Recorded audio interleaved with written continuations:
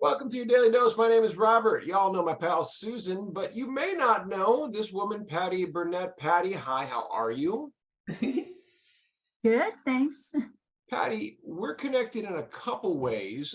You're a Davis Finney Foundation ambassador, is that correct? Yes. And you first, I think we met at a conference. It was an online conference during the thick of COVID when I presented, Susan and myself and our friend Rachel presented some improv. Is that right? Yes. What was the early thought when you saw this weird idea of improv and Parkinson's? What went through your mind? Well, that was totally out of character for me to do something like that. Yeah. Which I think was probably the case for lots of people, but yeah, I felt awkward at first. Yeah, I think that's a very reasonable way to feel. Susan can attest to that. Yes, Susan? Don't run the other way. Let me ask you this, both of you, because Parkinson's is not something that, you go, it's not in character to have Parkinson's either. And so it forces you, I think, if you're to live well with it, to get comfortable with the uncomfortable.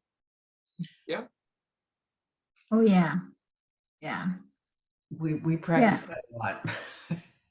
Because we have new symptoms all the time, and then we have symptoms that go away, and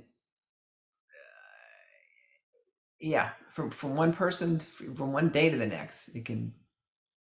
Yeah, it's such an odd thing because you can't anticipate.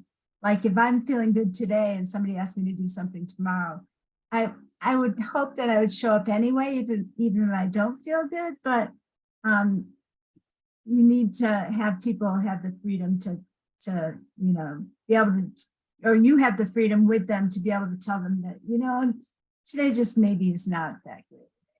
Those are the best friends. But it's interesting, when I started doing the Jam for Joy stuff, my husband noticed a huge difference from before we started it and after we got done with it, and said, just makes you smile more. Oh, So, Patti, how lovely. That was good. That's really nice. That's a big deal, Patti, and I appreciate you saying that. I think some people, in my opinion, get so caught into survival mode, whether it's Parkinson's or any other acute situation, that they somehow feel like, you know what, there's no time for joy. And that, if you don't pay attention to it, can quickly become your new normal. And I think that's a dangerous pattern to get into, to decide there's no time or room for joy. Pattern is the key word, Robert. That's what happens. It becomes so second nature and habitual. You don't see that you're going further and further down, and you can really be lost. And I think part of the deal too is that it's so important for us to have social relationships, to not stop socializing when we have Parkinson's. And we assume that we're the one that's got to contribute to the joy that's happening. Whereas, accept the fact that we've got good friends and relatives who want to bring joy to us and be willing to take that from them. Well, this is in the training of what we do. And I think sometimes because what we do maybe looks so fundamental to some people or simple sounding, they think that we don't need training for it, but it's the same idea as play. As we age, I believe, the idea of joy and the idea of play somehow get really pushed off into the unimportant realm, when in fact they are distinctly disruptive activities to break those patterns of negativity and frustration and possibly really damaging belief systems. And that's a lot to do with the way you're raised, I think, too. Sure. Well, and here's the thing with how you're raised. Do you have to live your whole life how you were raised? No. At some point you get to say, this is my life, right? Billy Joel told us all. How come I had to get this old before I figured it out?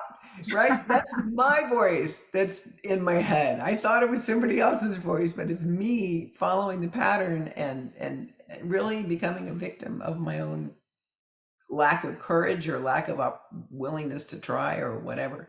But there is no try, right, guys? Do or do not. There is no try. Do not do, said Yoda, right? And he also said 5 minutes.